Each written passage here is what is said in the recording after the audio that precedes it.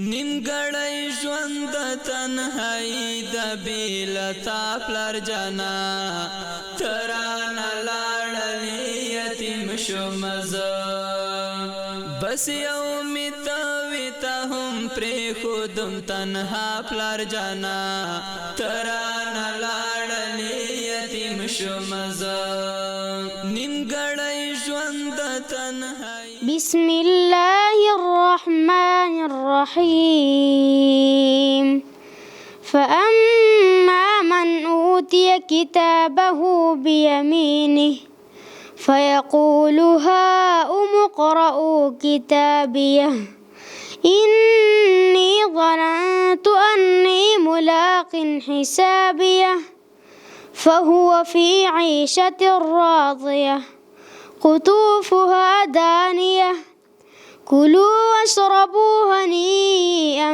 بما أسلفتم في الأيام الخالية صدق الله العظيم. ما شاء الله بارك الله. پرېښودم تنها پلار جانا ترانه لاړلی یتیم شوم زه. چې کله هم یتیم نوم اورمه زما په زړه کې یو درد راځي، بیا نشم کولی ځان کنټرول کړم. ولې دلته چې د دې دغه روحي زه ګورمه، د دې د تعلیم کچه دلته ګورمه، خو زه ډېر سخت خوشحاله یم. دغه چې کوم دلته تقریبا 21 ماشومان دلته اوسېږي لیلیه دي، باقي 40 داسې مشخصه تعداد معلوم نه دی، هغه نهاري دلته راځي. د مختلفو ولایتونو دي، لغمان، ننګرهار، د کونړ، د وردګو، د لوګر. الحمدلله د هغه ورونو څخه ډېره مننه. الله دې ټول تاجر ورکړي. دا ډېر غټ کار دی، د هېواد دا بچي روزل، دې ته تعلیم زمینه برابرول. که خدای مکړه دی همدغه صفات یې لارو کوڅو کې موږ ډېر وینو.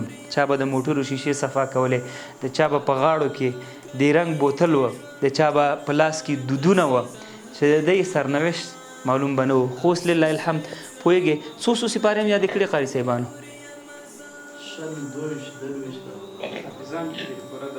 پوره حافظ څوک دی ګوتې جیګه کې پوره قرآن چې حفظ کړی بل او 20 سپارې د چا زده دي؟ لاس پورته کوي. 15 سپارې د چا زده دي؟ او 15 سپارې د چا زده دي؟ ماشاءالله.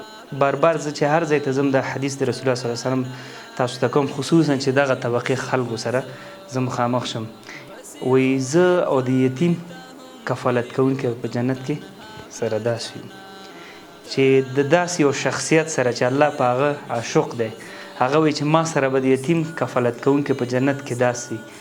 نو څومره بهترینه خبر ده، څومره بهترینه وعده ده. خلاصه د خبرې د دې مشکلات د برقو الحمدلله قمر بنسټ په دې ویاړي تر څو پورې د دغه مشکلات مو حل کړل. د هغې لپاره مو هغه سولر شیشې ورسره هغه بیټرۍ هغه مو ورته ولګولې. نو انشاءالله آینده کې به دا هم زموږ کوشش وي تر څو پورې دې ته موږ رسیدګي وکړو. د دې هغه څومره مشکلات هغې ته موږ ته خدای پاک دا همت راکړي، هلته ورته رسیدګي وکړو. الله دې تاسو ماباد لري، موږ سره مو همیش په دغه لاره کې په دغه کاروان کې تاسو موږ سره ملګرتیا کړې. بیا هم درنه خواهش کوم چې دغسې مراکز باید آباد وساتو. 40 کاله جنګ کم شی نه دی. څومره یتیمان به لرو، څومره کونډې به لرو، څومره بورې میندې به لرو. نو د دې مسؤلیت زموږ او ستاسو په غاړه دی. زه فقط اوس را سره دومره څه نشته، دی لپاره به د نن شپې لپاره د میوې پیسې به زه قاري صاحب ته ورکوم تر څو پورې دې ته میوه پرې واخلي.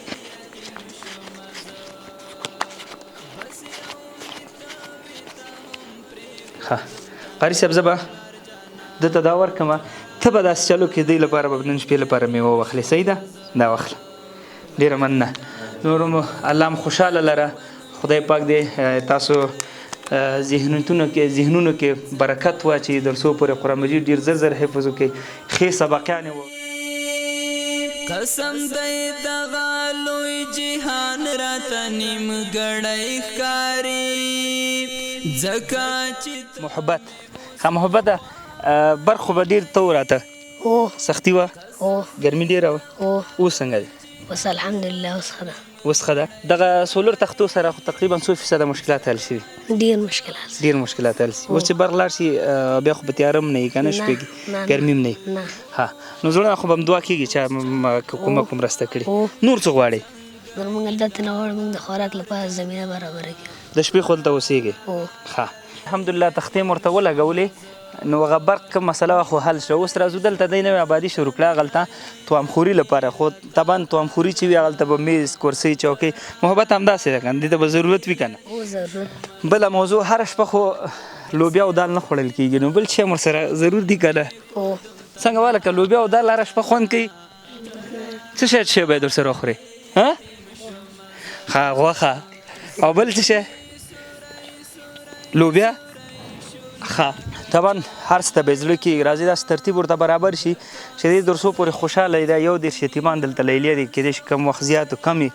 نو انشاءالله کوشش به ورته په شریکه کړو که څوک غواړي دا صدقه ورسره وکړي نو انشاءالله موږ هم خدمت کې دلته به راځو دې ته به یې تسلیمو لکه څنګه مو څولر ترتیب ور برابر کړه په دې بل نور بخش کې به هم ورسره کومک کوو صحیح ده ورونو هو الله مو خوشحال لره وبخښئ چې مرګ ته مو راوباسلی موږ ته به هم دعاګانې کوئ دا خلک چې مرسته کوي تاسو وینئ هغوی ته به هم دعاګانې کوئ او د ټول ملت لپاره به دعا غواړو صحیح ده که نه هیڅوک مې نشته خدایا اوهو چې رانه لاړې دا نصیب خو زما پلار جانا ته رانه لاړلې یتیم شومه زه